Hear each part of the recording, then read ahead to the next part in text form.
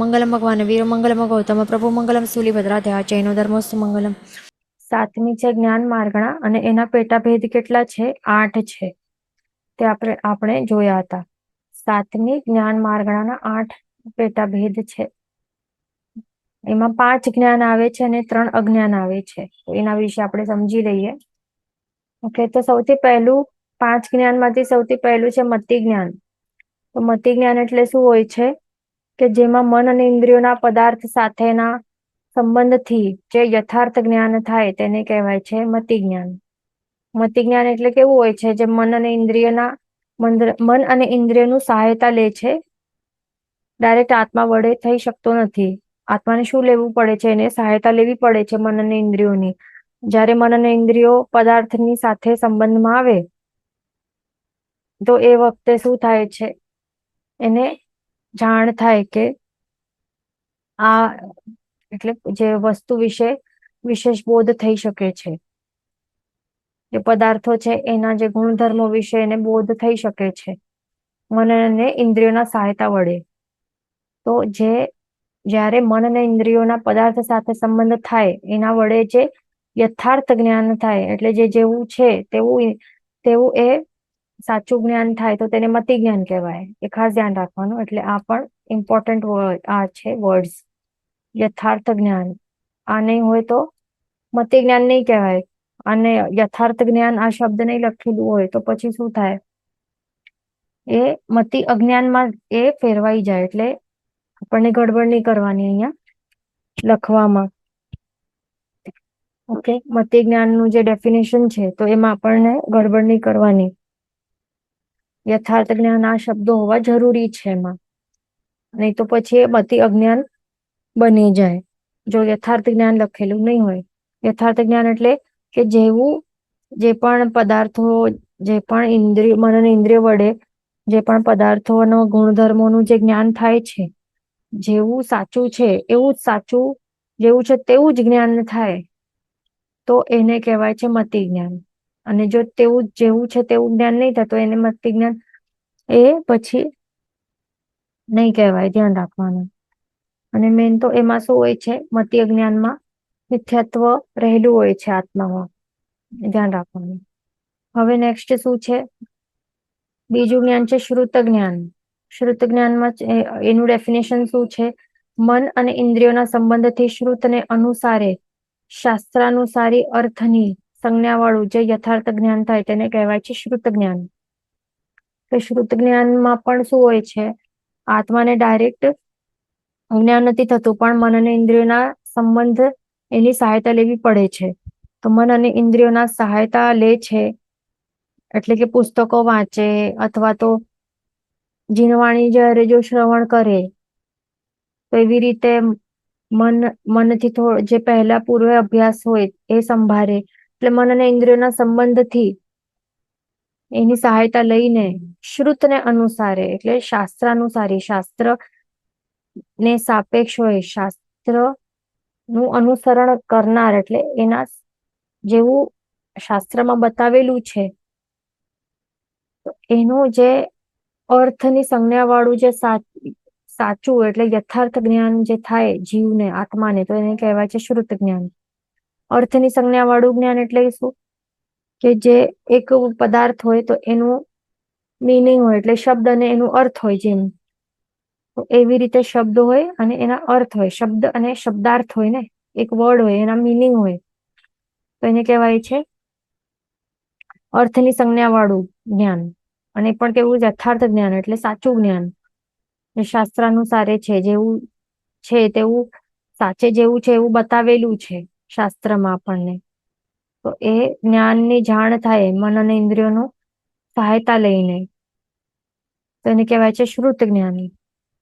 Okay, અને અહીંયા જે છે મતિ જ્ઞાનમાં શું છે? અર્થ સંજ્ઞા રહિત હોય તો પણ, એટલે શબ્દ અને અર્થ તે નહીં હોય, અર્થની સંજ્ઞા રહિત હોય તો પણ જે જ્ઞાન થાય, યથાર્થ જ્ઞાન થાય, જ્યારે મન અને ઇન્દ્રિયો ના પદાર્થ સાથે સંબંધથી જે યથાર્થ જ્ઞાન થાય તેને કહેવાય છે મતિ જ્ઞાન. પણ અહીંયા શ્રુત જ્ઞાનમાં શું હોય છે? અર્થની સંજ્ઞા વાળું એટલે શબ્દો એનો અર્થ હોય. ઓકે, અને મતિ જ્ઞાનમાં શું? સંજ્ઞા અર્થ સંજ્ઞા રહિત હોય તો પણ એ યથાર્થ જ્ઞાન થાય ને મતિ જ્ઞાન કહેવાય છે. ઓકે, ધ્યાન રાખવાનું. હવે થર્ડ નેક્સ્ટ કયો છે? અવધિ જ્ઞાન છે. ત્રીજું જ્ઞાન અમુક હદ સુધીના રૂપી પદાર્થનું જે જ્ઞાન ઇન્દ્રિય અને મનની મદદ વિના આત્મ સાક્ષાત પ્રત્યક્ષ થાય તેને અવધિ જ્ઞાન કહેવાય છે. એટલે અમુક હદ, એક મર્યાદા વાળું જ્ઞાન કહેવાય છે અવધિ જ્ઞાન. એટલે કે અમુક રેન્જ, એટલે કે જેમ અહીંયા એક જીવને અવધિ જ્ઞાન થયું હોય તો અમુક સમજો કે એક યોજનના રેડિયસ સુધી, એક યોજનના રેડિયસ સુધી એને શું થાય છે, આટલા જ રેન્જમાં, એટલે આ મર્યાદા, આટલી જ મર્યાદામાં રહેલી જે પણ રૂપી પદાર્થો હશે, પૂતગલ દ્રવ્યો રહેલા હશે, તો એનું ડાયરેક્ટ આત્મા વડે એને જાણ થઈ શકે છે, એનું વિશેષભૂત થઈ શકે છે. એમાં એને ઇન્દ્રિયો કે મનની જરૂર પડતી નથી. એટલે કે આંખોથી એને એક યોજન સુધી દેખાતું નથી કે શું છે ત્યાં છે, આંખોથી નથી જોતું. આંખથી કે બીજી કોઈ ઇન્દ્રિયથી કે મનથી એનું યુઝ કરવાની એને જરૂર જ નથી. ડાયરેક્ટ આત્મા વડે જ એને એ બધું દેખાય છે. તો આવા ટાઈપનું જ્ઞાન છે એને કહેવાય છે અવધિ જ્ઞાન. પછી ચોથું જ્ઞાન શું છે? મનઃપર્યો જ્ઞાન. મનઃપર્યો જ્ઞાન એટલે શું છે? અધિદ્વીપમાં રહેલા સંજ્ઞી પંચેન્દ્રિય પ્રાણીઓના મનોગત વિચાર જાણી શકાય તેવું જ્ઞાન, તેને કહેવાય છે મનઃપર્યો જ્ઞાન. અઢીદ્વીપ એટલે કેટલું હોય? અઢીદ્વીપ એટલે એક તો જંબુદ્વીપ હોય, એની બહાર ફરતો શું હોય છે? લવણ સમુદ્ર હોય છે. એની બહાર રહેલું હોય છે ધાતકી ખંડ, એની બહાર રહેલું હોય છે કાલોદદી સમુદ્ર, અને એની બહાર અર્ધપુષ્કરાવર્ત દ્વીપ. તો આટલું ટોટલ કેટલા દ્વીપ થયા? જંબુદ્વીપ 1 પ્લસ ધાતકી ખંડ 1 દ્વીપ અને અર્ધપુષ્કરાવર્ત દ્વીપ એટલે 0.5 કે હાફ, એટલે 2.5, એટલે એને કહેવાય અઢી દ્વીપ. તો અઢી દ્વીપ માત્ર આટલું જ જે રેન્જ છે એની અંદર રહેલા જે પણ સંજ્ઞી પંચેન્દ્રિયો હોય, સંજ્ઞી એટલે કે મનવાળા, 5 ઇન્દ્રિય વાળા જે પણ એવા હોય જીવો, તો એના મનોગત વિચાર જાણી શકાય. એમાં તેઓ કાંઈ પણ મનમાં વિચારણા કરી રહ્યા હોય ને તો એ આપણે જાણી શકીએ. તો એને કહેવાય છે મનઃપર્યો જ્ઞાન. કોઈ આપણે સમજો કે કાંઈક તો વિચાર કરી રહ્યા છીએ હમણાં, તો આપણા વિચારો શું ચાલી રહ્યા છે તે એ મનઃપર્યો જ્ઞાની આત્મા એ જાણી શકે છે, ડાયરેક્ટ આત્મા વડે જાણી શકે છે. એને કોઈ ઇન્દ્રિયની જરૂર નથી પડતી કંઈ મનોગત ભાવો સમજવા માટે, જાણવા માટે. મનઃપર્યો જ્ઞાની જીવને કોઈ પણ ઇન્દ્રિય કે મનની જરૂર જ નથી પડતી. ડાયરેક્ટ આત્મા વડે જ એને આત્મ સાક્ષાત થાય છે આ જ્ઞાન. એટલા માટે એને પ્રત્યક્ષ જ્ઞાન કહેવાય છે. ધ્યાન રાખવાનું. પણ એને અઢીદ્વીપથી બહાર રહેલા કોઈ પણ હોય સંજ્ઞી પંચેન્દ્રિય, તો એના મનોગત ભાવે જાણી શકતો નથી. આટલું જ રેન્જ હોય છે મનઃપર્યો જ્ઞાનનું, એ ખાસ ધ્યાન રાખવાનું. પણ અવધિ જ્ઞાન જે છે તો એનું કઈ રેન્જ નથી હોતું. અવધિ જ્ઞાન કોઈને જો થઈ શકે, જો હાઈએસ્ટ લેવલ ઓફ અવધિ જ્ઞાન પણ થાય તો આખા 14 લોકમાં રહેલા જે પણ પૂતગલ દ્રવ્યો છે એ જાણી શકે છે ડાયરેક્ટ આત્મા વડે. એટલે અવધિ જ્ઞાનનું રેન્જ કેટલું છે? 14 લોક સુધી આટલું મોટું થઈ જાય છે. આટલું મોટું રેન્જ છે એનું. પણ મનઃપર્યો જ્ઞાન કેવું છે?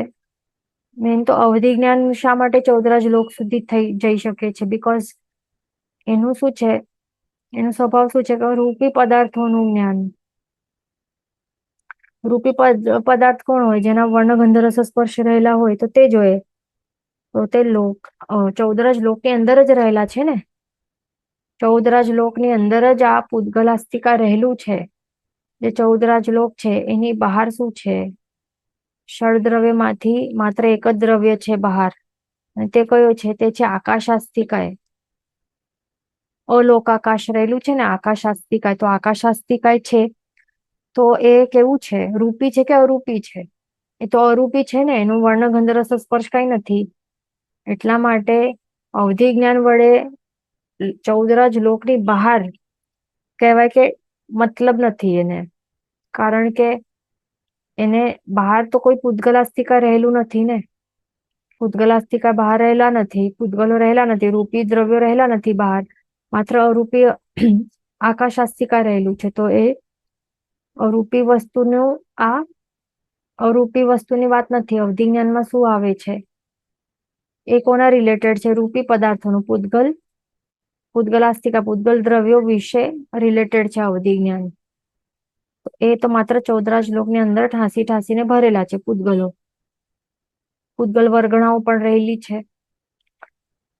તો એ બધું જે પણ છે 14 લોકની અંદર જ રહેલું છે. એટલા માટે એની આટલું આપણે જે પણ ઉત્કૃષ્ટ લેવલનું જેને પ્રગટ થાય તો એને 14 લોક જેટલું આટલું મોટું રેન્જનું જોઈ પણ શકે છે, જાણી શકે છે, એ પણ ડાયરેક્ટ આત્મા વડે.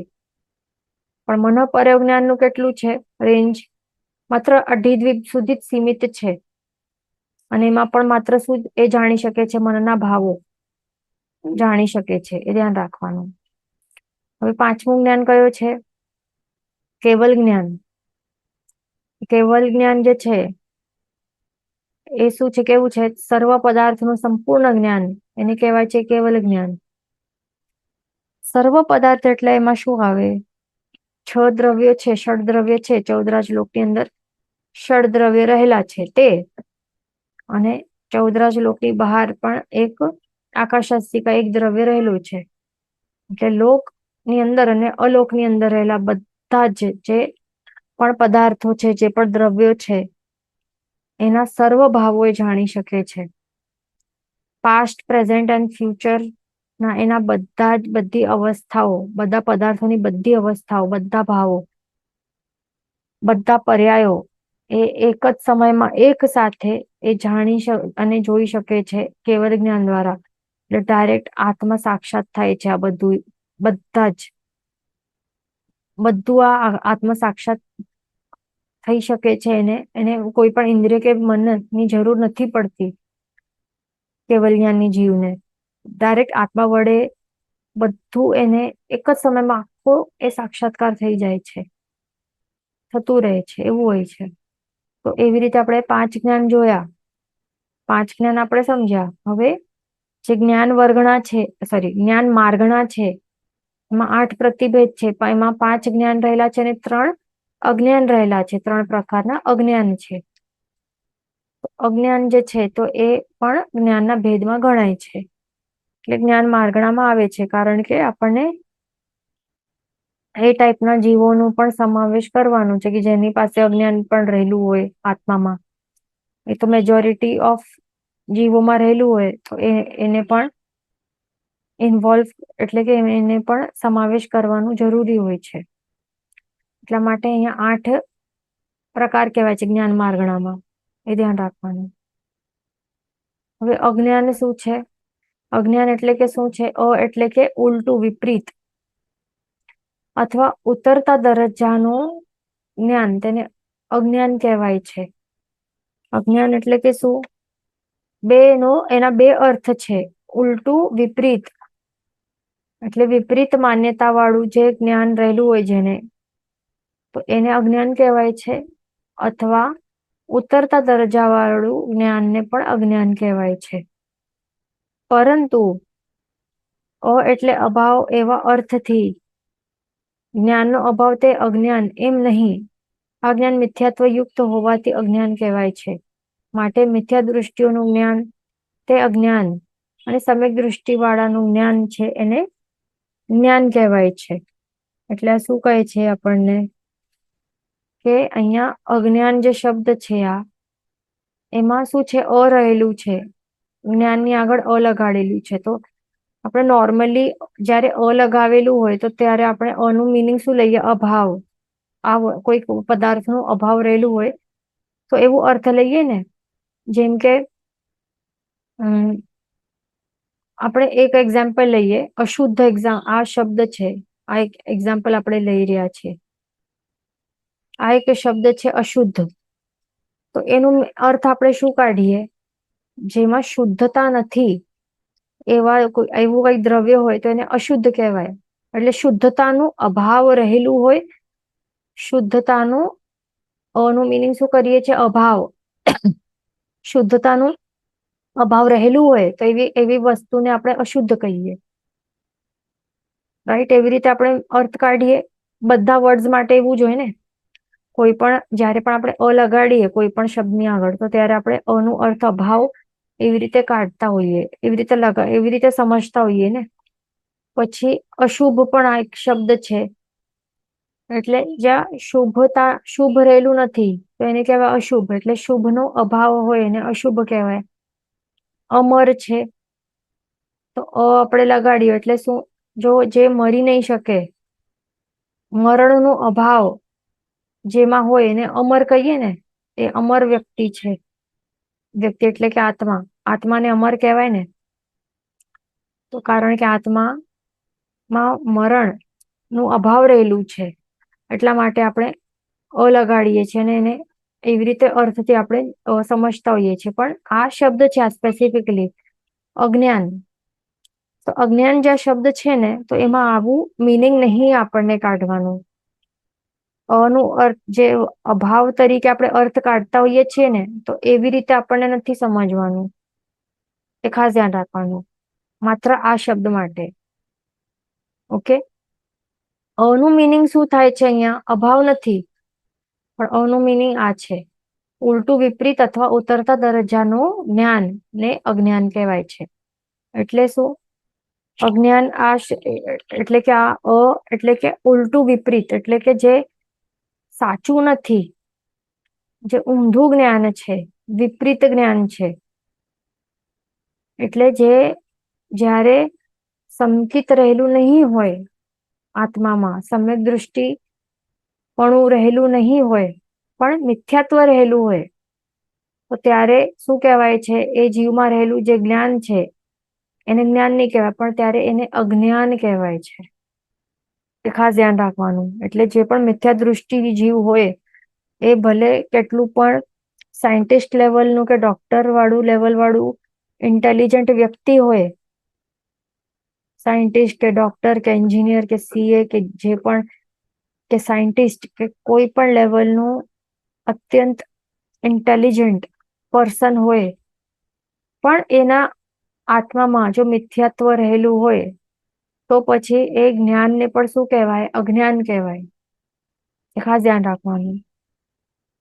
અને કોઈ એવું જીવ હોય કે જે ભણેલું નહીં હોય, સ્કૂલમાં એ ગયું હોય, ખાલી ફર્સ્ટ સેકન્ડ ફોર્થ સ્ટાન્ડર્ડ ભણ્યું હોય, અથવા તો ભણ્યું જ નહીં હોય, સ્ટડી વ્યવહારિક જ્ઞાન કર્યું જ નહીં હોય, પણ એની આત્મામાં સમ્યક દૃષ્ટિ રહેલું હોય, સમ્યક દર્શન ગુણ એ રહેલું હોય, અને મિથ્યાત્વનો અભાવ હોય, મિથ્યાત્વ નહીં હોય અને સમ્યક દર્શન ગુણ પ્રગટ થયેલું હોય, તો એવું જેણે સ્ટડીઝ નહીં કર્યા હોય, વ્યવહારિક જ્ઞાન અભ્યાસ નહીં કર્યું હોય, છતાં પણ એ જીવને અજ્ઞાન નહીં કહેવાય.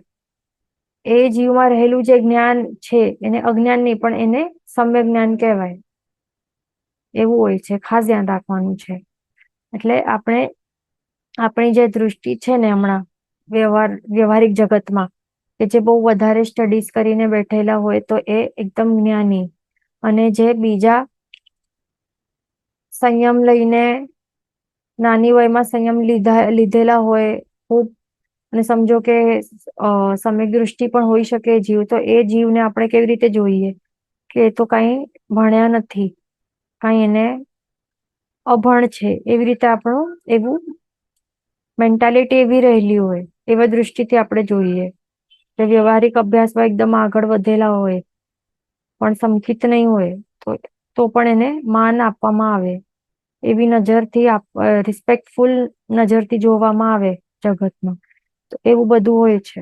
એટલે આપણને સમજવાનું આ વસ્તુ, કે જ્ઞાન શું છે, અજ્ઞાન શું છે, સમ્યક જ્ઞાન શું છે. ઓકે, એ ધ્યાન રાખવાનું.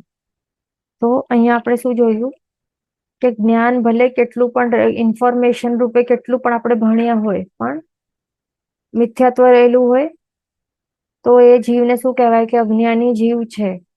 કેમ? રીઝન શું છે? કારણ કે સમ્યક જ્ઞાન નથી. સમ્યક જ્ઞાન એટલે કે સમ્યક દર્શન નથી. સમ્યક દર્શન એટલે શું હોય છે? એનું આટલું ઇમ્પોર્ટન્સ આપણને ખ્યાલ આવ્યું કે કેટલું ઇમ્પોર્ટન્સ રહેલું છે. એના ઉપરથી આપણને ખ્યાલ આવ્યું ને કે સમ્યક દર્શન હોવું એ હોય તો જીવને સીધો જ્ઞાની કહેવાય. અને જો એ નહીં હોય તો સીધું એને અજ્ઞાની કહેવાય, ભલે કેટલું પણ ભણેલું હોય, કેટલું પણ ઇન્ટેલિજન્ટ હોય, કેટલું પણ ભણેલું હોય, સીધો એ વ્યક્તિને સમ્યક દૃષ્ટિનો અભાવ હોય તો પછી સીધો એને શું કહેવાય? અજ્ઞાની કહેવાય. એટલે સમ્યક દર્શન જે ગુણ છે કેટલું ઇમ્પોર્ટન્ટ રહેલું હશે એ વિચારવા જેવું છે. એ શા માટે છે રીઝન? કારણ કે સમ્યક દૃષ્ટિ જીવ હોય, સમ્યક દૃષ્ટિનું મિનિંગ શું છે? સમ્યક એટલે સાચી અને દૃષ્ટિ એટલે કે વે ઓફ થિંકિંગ કે માન્યતા કે પર્સપેક્ટિવ. જે સાચી માન્યતા વાળો જીવ હોય, એટલે જે જેવું છે તેવું જ માનનાર જીવ હોય, તો એને કહેવાય કે એની અંદર સમ્યક જ્ઞાન પણ છે. સમ્યક દર્શન હોય તો કમ્પલસરી સમ્યક જ્ઞાન પણ હોય ને. અને જો સમ્યક દર્શન નહીં હોય તો પછી સમ્યક જ્ઞાન પણ નહીં હોય, એ પછી અજ્ઞાની જ કહેવાય. કારણ કે એને સાચો જ્ઞાન નથી, સમ્યક જ્ઞાન નથી એને આત્મામાં. જે જેવું છે એનાથી વિપરીત માન્યતા એની રહેલી છે. ઉલટું. એટલે કે શું? ઉલટી કે વિપરીત. શાસ્ત્રમાં પ્રભુએ જેવું બતાવ્યું છે, જે પદાર્થ જે સ્વરૂપે છે એ સ્વરૂપે નહીં માને, પણ એનાથી વિપરીત સ્વરૂપે માને, એને કહેવાય છે મિથ્યાત્વી જીવ છે, મિથ્યા દૃષ્ટિ જીવ છે. અને એને એવા જીવને સમ્યક જ્ઞાન, સમ્યક દર્શન નું અભાવ રહેલું હોય આત્મામાં, એના કારણે ડાયરેક્ટ એને અજ્ઞાન કહેવાય છે. એટલે અહીંયા ધ્યાન રાખવાનું આપણને વસ્તુ. હવે અહીંયા ક્વેશ્ચન આવેલું છે કે સમ્યક દૃષ્ટિની પેઠે મિથ્યા દૃષ્ટિઓ પણ ઘટને ઘટ, પટને પટ ઇત્યાદિ વસ્તુના છતાં ઇત્યાદિ વસ્તુના જેવા જેવા નામ છે, તો એ જે નામથી ઓળખાતી હોય વસ્તુ તે જ નામથી ઓળખે છે ને તેઓ. પણ ઘટને પટ અથવા તો પટને ઘટ એવી રીતે વિપરીત સમજતા નથી ને, અને કહેતા પણ નથી. તો પણ એકને જ્ઞાન કહેવું અને બીજાને અજ્ઞાન કહેવું એ પક્ષપાત કેમ? એવી રીતે આપણને ક્વેશ્ચન આવી શકે. એટલે શું ક્વેશ્ચન આવી શકે છે કે હવે એક જે સમ્યક દૃષ્ટિ જીવ છે અને બીજું અહીંયા મિથ્યા દૃષ્ટિ જીવ છે. ઓકે, તો આ સમ્યક દૃષ્ટિ જીવ જે છે, તો સમ્યક દૃષ્ટિની વ્યાખ્યા હમણાં આપણે શું સમજ્યા કે સાચી દૃષ્ટિ, સાચી માન્યતા વાળું હોય તો એવા જીવને સમ્યક દૃષ્ટિ કે સમ્યક જ્ઞાની જીવ કહેવાય ને. તો એ સાચી માન્યતા વાળો જીવ જે વસ્તુ જેવી છે એને એ જ વસ્તુથી ઓળખશે. એટલે ઘટ હોય, ઘડાને ઘડા જ કહેશે ને, ઘટને ઘટ જ કહેશે. પટ હશે તો પટને પટ જ કહેશે. પણ અહીંયા મિથ્યા દૃષ્ટિ જીવ છે તો એને એ પણ ઘડાને ઘડા જ કહેશે ને. ઘડાને કઈ ટેબલ તો નહીં કહેશે નહીં ને. ઘટને પટ, પટને ઘટ એવી રીતે નહીં કહેશે. એટલે અહીંયા શું કહે છે કે મિથ્યા દૃષ્ટિ જીવ પણ જે અહીંયા દેખાય છે ઘડાને ઘડા જ કહેશે, પટને પટ જ કહેશે, પણ ઘટને પટ, પટને ઘટ નથી કહેતો મિથ્યા દૃષ્ટિ જીવ. તો પણ મિથ્યા દૃષ્ટિ જીવને પછી એવી રીતે કેમ કહેવાય કે આ અજ્ઞાની છે, અને સમ્યક દૃષ્ટિ જીવને કેમ કહી શકાય કે આ જ્ઞાની છે? તો એવું પાર્શિયાલિટી કેમ? એવી રીતે ક્વેશ્ચન આવી શકે છે. તો અહીંયા ઉત્તરમાં શું શાસ્ત્રકાર ભગવંતો આપણને સમજાવે છે કે એમાં કોઈ પાર્શિયાલિટી નથી, પક્ષપાત નથી. આ ખરી વસ્તુ સ્થિતિ છે. હવે એક્ઝામ્પલ તે અહીંયા બતાવે છે કે જે ઘડો હોય ને, આપણે ઘડાને જોઈએ, ઘડો પડેલો હોય તો એક દૃષ્ટિથી આપણે જોઈએ, એક પર્સપેક્ટિવથી આપણે જોઈએ તો ઘડો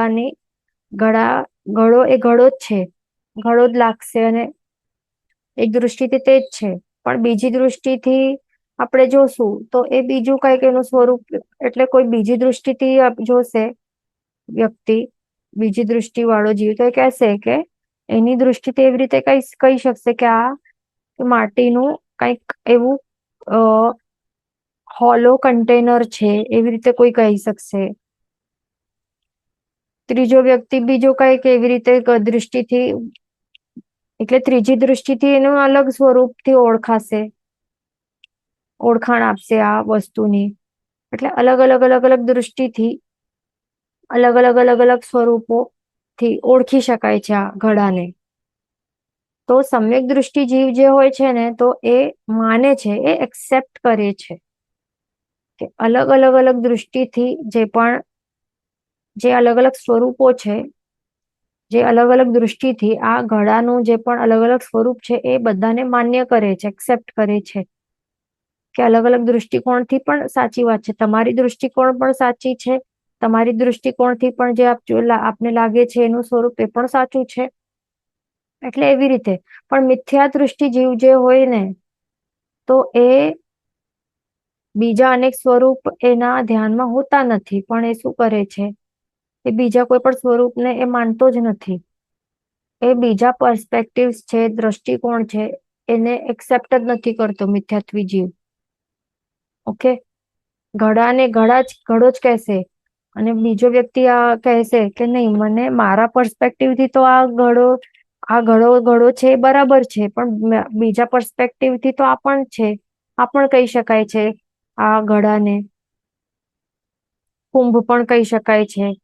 ત્રીજા પર્સપેક્ટિવથી કંઈક આવું માટીનું આવું ગોલ વસ્તુ પણ, દડો પણ કહી શકાશે. એટલે કે અલગ અલગ સ્વરૂપથી એવી રીતે એટલે કે એવી રીતે સમ્યક દૃષ્ટિ જીવે બધું એ એક્સેપ્ટ કરશે, પણ મિથ્યા દૃષ્ટિ જીવ શું એક્સેપ્ટ નહીં કરે, બીજું બધું સ્વરૂપો એક જ પકડીને રાખશે કે ના આ તો ઘડો જ છે. તો એટલા માટે આ મિથ્યા દૃષ્ટિ જીવમાં કહેવાય છે કે એને અજ્ઞાનતા રહેલી છે. રીઝન શું છે? કારણ કે એ ઘડાને એક જ સ્વરૂપે એ જાણી શકે છે, અને બીજા પણ કેટલા સ્વરૂપો છે, તો બીજા સ્વરૂપ પણ એ જાણી નથી શકતો. એટલા જ માટે એને કહેવાય છે કે અજ્ઞાનતા રહેલી છે એની અંદર. ઓકે, એ ધ્યાન રાખવાનું. હવે એક એક્ઝામ્પલથી આપણે સમજી શકીએ કે જેમ કે આ જીવન જે છે, તો સમ્યક દૃષ્ટિ જીવ શું માનશે કે આત્મા જે છે ને, તો આત્મા એ જે આપણું આત્મા છે, ઓકે, તો સમ્યક દૃષ્ટિ જીવ જે આત્માનું જે સ્વરૂપ છે એ બંને સ્વરૂપને એ માનશે. કયા બે સ્વરૂપ? નિત્ય અને અનિત્ય બંને સ્વરૂપ માનશે સમકીતી જીવ, કે આત્મા નિત્ય પણ છે પણ સાથે સાથે અનિત્ય પણ છે. એટલે બંને સ્વરૂપ એક સાથે એ માનશે સમકીતી જીવ. ઓકે, આ આત્મા છે, તો આત્માના એક દૃષ્ટિકોણથી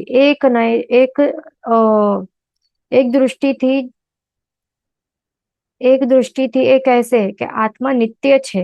ઓકે, આ એક દૃષ્ટિથી આ એક સત્ય હકીકત છે કે આત્મા નિત્ય છે. નિત્ય એટલે કે શું? કે ઇમોર્ટલ છે, એટલે હંમેશા નિત્ય રહેશે, કોન્સ્ટન્ટ રહેશે, એનું વિનાશ થઈ શકવાનું નથી. તો આ સાચી છે ને. પણ બીજા દૃષ્ટિથી બીજો કોઈ જીવ આવીને કહેશે કે આ દૃષ્ટિથી આત્મા તો અનિત્ય છે, તો કઈ દૃષ્ટિથી એક્સપ્લેન કરશે? તો એ કે આ ભવ જે ચાલી રહ્યું છે, સમજો કે એક્ઝામ્પલ આ મનુષ્ય ભવ ચાલી રહ્યું છે, તો એનું જન્મ થયું છે જીવનું, પછી એ જીવશે, જીવન વૃદ્ધાવસ્થા પછી આવશે ને અને મૃત્યુ પામશે. તો અહીંયા આ પર્સપેક્ટિવથી તો આ નિત્ય થયું, અહીંયા જન્મ થયું અને મરણ પણ થાય છે. અહીંયા આ ભાવની અંદર પછી મરણ પામે છે, એટલે કે જન્મ થાય છે પછી મરણ પામે છે, પાછું બીજે ક્યાંક જન્મ થશે અને ત્યાં પછી મરણ થશે. એટલે કે અહીંયા તો અનિત્યતા દેખાય છે ને, ટેમ્પરરી છે, આ અનિત્ય છે, એનું મરણ થાય છે. એટલે કે આત્મા તો અનિત્ય પણ છે, અનિત્ય છે. તો આ બીજું સ્વરૂપ છે આત્માનું, આ સેકન્ડ સ્વરૂપ છે. ઓકે, આ ફર્સ્ટ સ્વરૂપ છે નિત્ય, પહેલું સ્વરૂપ છે આત્માનું, અને આત્માનું બીજું સ્વરૂપ છે અનિત્ય. તો સમકીતી જીવ જે છે ને, એ બંને સ્વરૂપોને એ એક્સેપ્ટ કરશે અને માનશે. કેમ માનશે? કારણ કે આત્માના આ અલગ અલગ બધા સ્વરૂપથી માન્ય કરશે, જે એના સાચા સ્વરૂપ છે, યથાર્થ સ્વરૂપ બધાને માન્ય કરશે, બધાને એક્સેપ્ટ કરશે. અલગ અલગ દૃષ્ટિથી આત્મા જેવું છે, બંને ઓપોઝિટ વસ્તુ છે, નિત્ય અને અનિત્ય, પણ એક દૃષ્ટિથી નિત્ય પણ છે અને હા, બીજા દૃષ્ટિથી અનિત્ય પણ કહેવાશે. નિત્ય એ દ્રવ્ય રૂપે, મૂળ દ્રવ્ય રૂપે નિત્ય છે, અને અનિત્ય એના પર્યાય રૂપે, જે અલગ અલગ પર્યાય એ અલગ અલગ ભાવરૂપી પર્યાય એના થાય છે, તો ત્યારે એમાં અનિત્યતા દેખાય છે. તો એ પણ હું એક્સેપ્ટ કરું છું. એવી રીતે સમકીતી જીવ કહેશે બંને નિત્ય અને અનિત્ય બંને એક સાથે એક્સેપ્ટ કરશે. એટલે કે કહેવાય, એ માનશે કે હા, આત્મા નિત્યાનિત્ય છે. પણ મિથ્યાત્વી જીવ છે ને, મિથ્યાત્વી જીવો એ બંને દૃષ્ટિકોણ એક્સેપ્ટ જ નહીં કરે.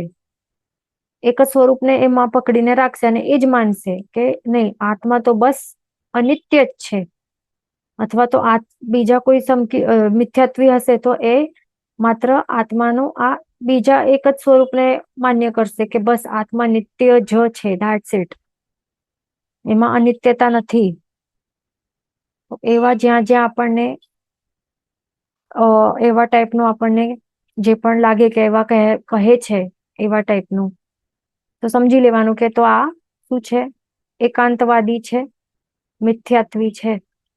કારણ કે વસ્તુનું જે પણ યથાર્થ સ્વરૂપો છે બધાને માન્ય કરતા નથી, માત્ર એક જ સ્વરૂપને પકડી રાખે છે, ધેટ્સ ઇટ.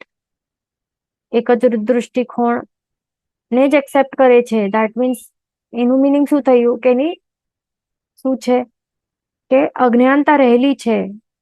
આ જીવમાં કેટલી અજ્ઞાનતા રહેલી છે. આત્માને માત્ર નિત્ય જ સમજી શક્યો છે. આત્માના બીજો સ્વરૂપ છે એ અનિત્ય પણ છે, બીજા દૃષ્ટિકોણથી અનિત્ય પણ છે, એ એક્સેપ્ટ નથી કરી શકતો. એટલે એના અંદર અજ્ઞાનતા રહેલી છે, એટલે મિથ્યાત્વ દૃષ્ટિપણું રહેલું છે. તો એવી રીતે આપણને ખ્યાલ આવે. એક્ઝામ્પલ દ્વારા આપણને ખ્યાલ આવી ગયો હશે, આત્માના એક્ઝામ્પલ દ્વારા. ઓકે, ધ્યાન રાખવાનું. એટલે હવે આગળ શું કહે છે, આ જ કારણથી વ્યવહારમાં ઘણી સાચી વસ્તુને ખોટી અને ખોટીને સાચી માની બેસે છે, જેથી અનર્થ પરંપરા વધે છે. દૃષ્ટિ એટલે ખ્યાલ, ઉદ્દેશ. ખોટા ખ્યાલ કે ઉદ્દેશ વાળો માણસ તે મિથ્યા દૃષ્ટિ, અને સાચા ખ્યાલ કે ઉદ્દેશ વાળો માણસ તે સમ્યક દૃષ્ટિ. આ ભેદ સહેજે સમજાય તેવું છે. એટલે અહીંયા શું કહે છે કે આવા ટાઈપનું જે એક જ દૃષ્ટિકોણને પકડી જે રાખે અને બીજા જે અલગ અલગ દૃષ્ટિકોણને સમજે નહીં કે માનવા તૈયાર ન હોય, તો એના કારણે શું થાય છે કે સાચી વસ્તુને પણ ખોટી માને ને ખોટી વસ્તુને પણ સાચી માને છે, બેસે છે. એટલે કે એમ કહી શકાય કે યથાર્થ જે વસ્તુ જેવું છે એનું યથાર્થ સ્વરૂપે સ્વીકારતો નથી ને. યથાર્થ સ્વરૂપ શું છે આત્માનું, કે આ નિત્ય છે, એ એનું યથાર્થ સ્વરૂપ છે, સાચું એવું જ સ્વરૂપ છે.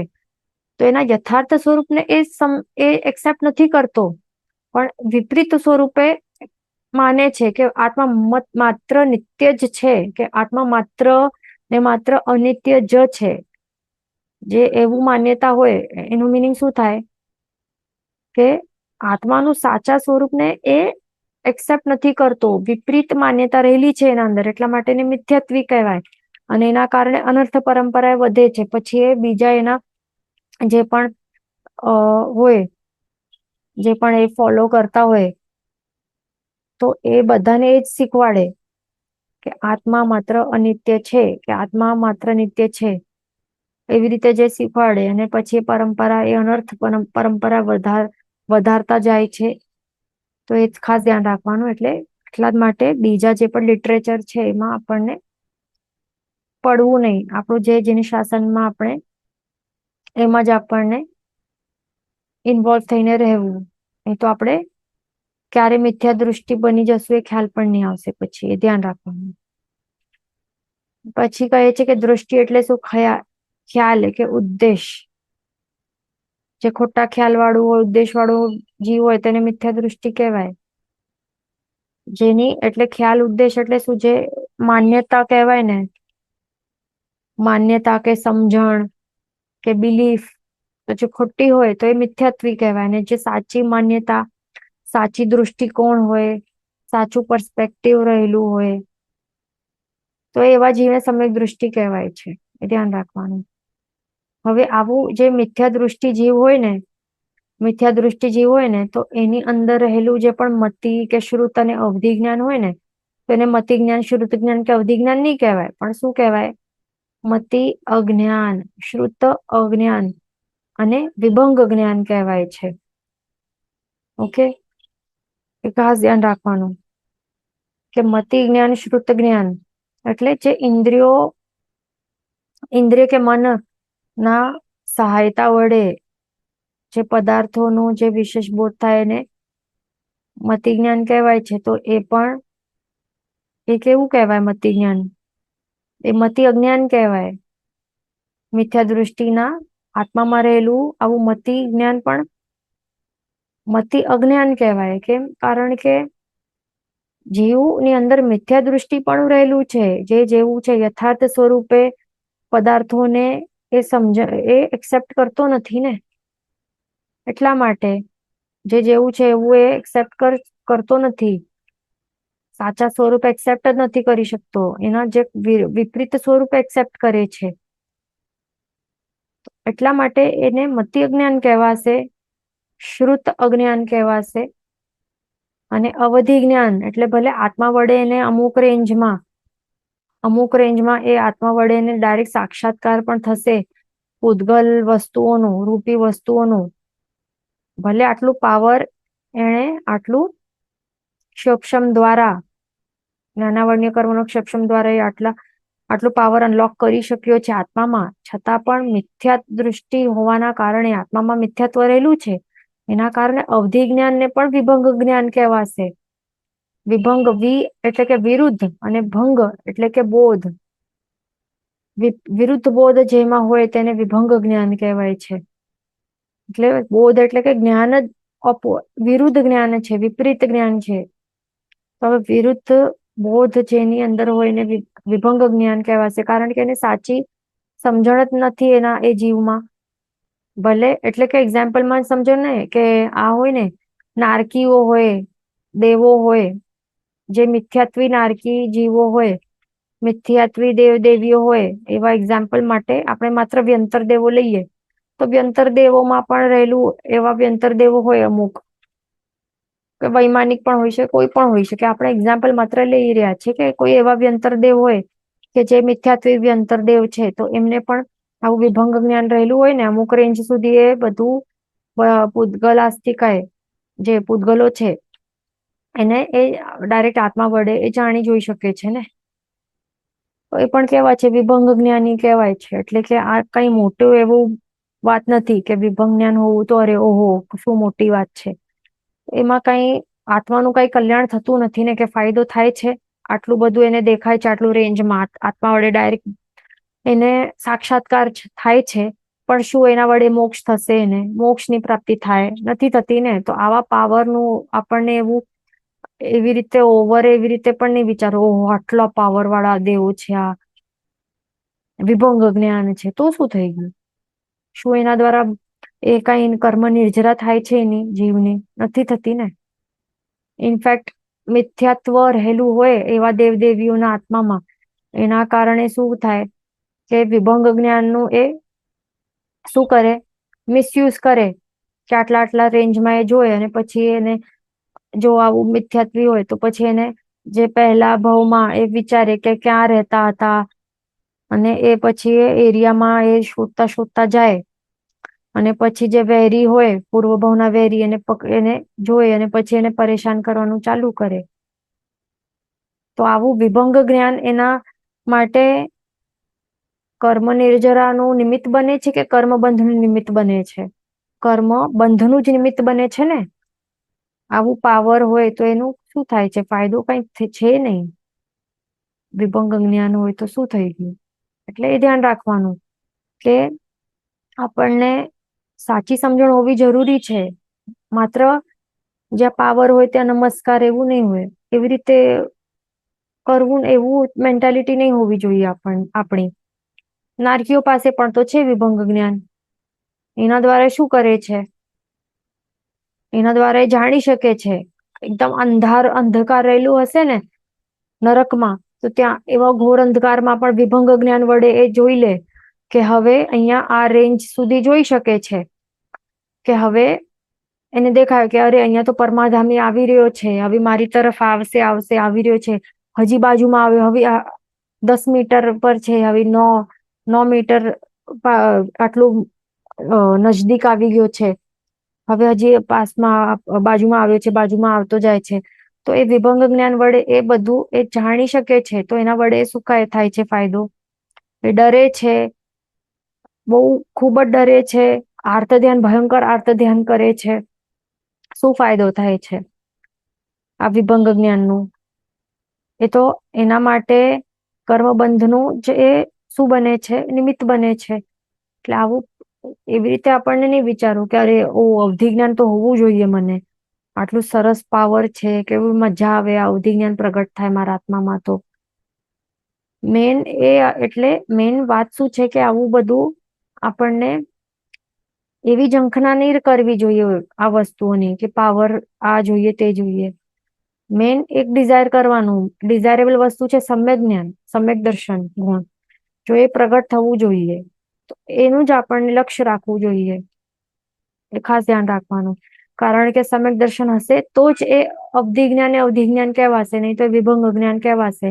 અને એ આત્મા માટે પછી શું બનશે, એ આપણે એનું મિસયુઝ કરશું અને એ આત્મા માટે શું દુર્ગતિનું નિમિત્ત બનશે. ઓકે, એટલે ખાસ ધ્યાન રાખવાનું.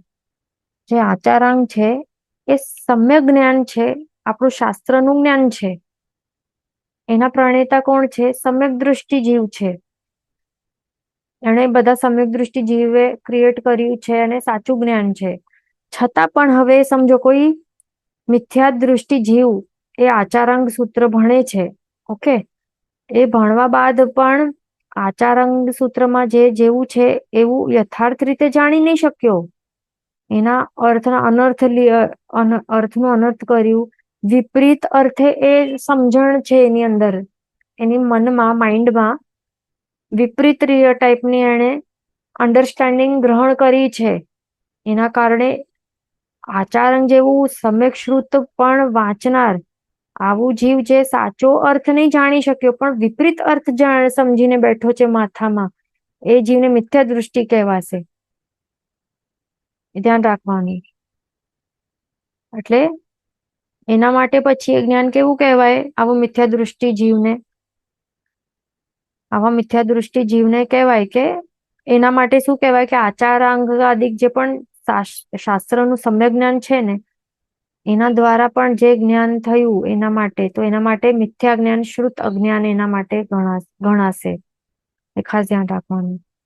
એટલે મેઇન જે સમજણ જે છે, જે સાચું જેવું યથાર્થ સમજણ જે લેવી જોઈએ, તો એ યથાર્થ સમજણ હોવી જરૂરી છે. જો સાચો અર્થ નહીં લીધું આપણે, અન્ડરસ્ટેન્ડિંગ સાચી અન્ડરસ્ટેન્ડિંગ નહીં લીધી આપણે, તો પણ એને શું કહેવાશે? મિથ્યાત્વ કહેવાશે, શ્રુત અજ્ઞાન કહેવાશે. ખાસ ધ્યાન રાખવાનું. તો હવે એવી રીતે સમજીને નહીં બેસવાનું કે ચાલો આપણે પણ આ બીજા જે પણ અલગ અલગ આ શાસ્ત્રો હોય છે તો ચાલો આપણે પણ વાંચીએ. કારણ કે આપણે પણ વાંચીએ અને એમાંથી સાચું જ્ઞાન લેવા ટ્રાય કરીએ તો આપણે સમ્યક દૃષ્ટિ એટલે જે મિથ્યાત્વ છે એ આપણે કેચ નહીં કરીએ, એ આપણે ગ્રહણ નહીં કરશું, પણ માત્ર સાચો અર્થ આપણે ગ્રહણ કરશું. તો એવી રીતે ચાલો વાંચીએ આપણે પણ. તો એવી રીતે આપણને ટ્રાય નહીં કરવાનું, કેમ? કારણ કે આપણા પાસે આટલું સમજણ છે જ નહીં ફર્સ્ટ ઓફ ઓલ કે આપણે ફિલ્ટર કરી શકીએ કે અર્થનું જે પણ લખેલું છે એના સાચા અર્થ છે એ આપણે સમજી શકીએ, આટલું આપણામાં પણ આટલું જ્ઞાન પ્રગટેલું નથી. એના કારણે આપણે જો બીજા લિટરેચર વાંચવા બેસશું તો પછી જે સાચું છે એ નહીં, પણ બીજી માન્યતા જે એમની છે તો એ આપણે સેન્ટેન્સનું જે બીજા અર્થ લઈને આપણે એ પકડીને બેસી જશું તો પછી મિથ્યાત્વી જ ગણાશું. એટલે ધ્યાન રાખવાનું. એટલા માટે આપણને શું ટ્રાય કરવાનું કે આપણું જે શાસ્ત્ર છે, શાસ્ત્ર જ્ઞાન એ જ ભણવાનું, અને એ પણ શું કરવાનું, જેવું છે યથાર્થ, એના જે પણ અર્થ છે યથાર્થ જેવું છે એવું સ્વરૂપે એ જ એક્સેપ્ટ કરવા, એ જ સમજણ થાય આપણામાં અને એ જ એક્સેપ્ટ કરી શકીએ, તો એ જ ટ્રાય કરવાનું. એ ખાસ ધ્યાન રાખવાનું. અને એમાં પણ જે ગુરુ ભગવંતો દ્વારા આપણને એ બધું શીખવું, ખાસ ધ્યાન રાખવાનું. ઓકે, અહીંયા સમય થવા આવ્યું છે. નેક્સ્ટ ક્લાસમાં આપણે કન્ટિન્યુ કરશું. જેનું વચન વિરુદ્ધ બોલાય તો મિચ્છામિ પણ સર્વમંગલ માંગલ્યમ સર્વ કલ્યાણ કારણ પ્રધાનમ સર્વ ધર્માણમ જૈનમ જયતિ શાસનમ.